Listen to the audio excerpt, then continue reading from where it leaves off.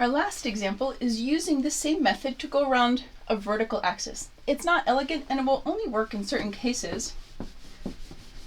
So in our next video, we'll talk about how to actually do things around a vertical axis.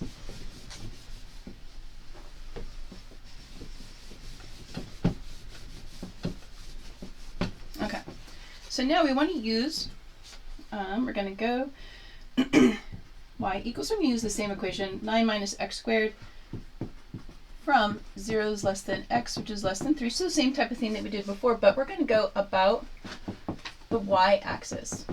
So let me just draw that out again. So in this case, here's my x-axis, here's 3, here's my y-axis. Now I'm going to draw this because I'm telling myself I'm going around the y-axis.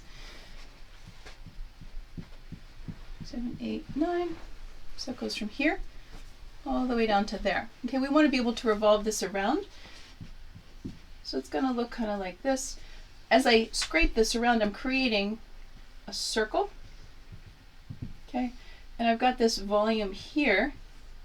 Okay, it's like this dome shaped. Okay, a solid volume. The first step that we need to do is, right, I'm going to be rotating around the y-axis, so I have to change, right, my boundaries. I'm going to rotate this with respect to y.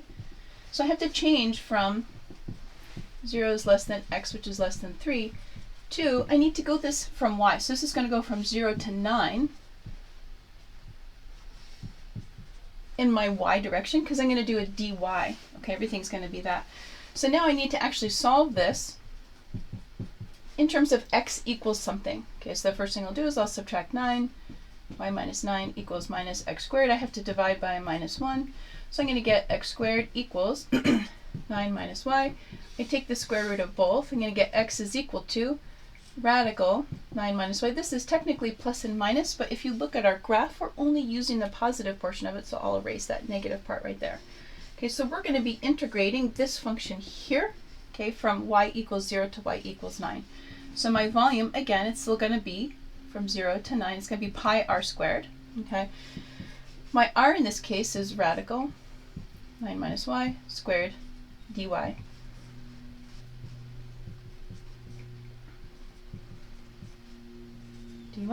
and my volume that I get is going to be pi times 9y minus 1/2 y squared, and I'm going to go from 0 to 9.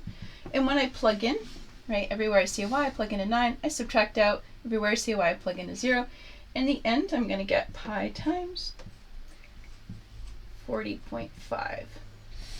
Okay, this is only going to work if I can actually solve this in terms of x. Okay, if I can't solve this in terms of x, I'm going to need a different method to help me do that. And that's the next step that we're going to be doing, which is basically taking a look at a method that will allow us to rotate around a vertical axis.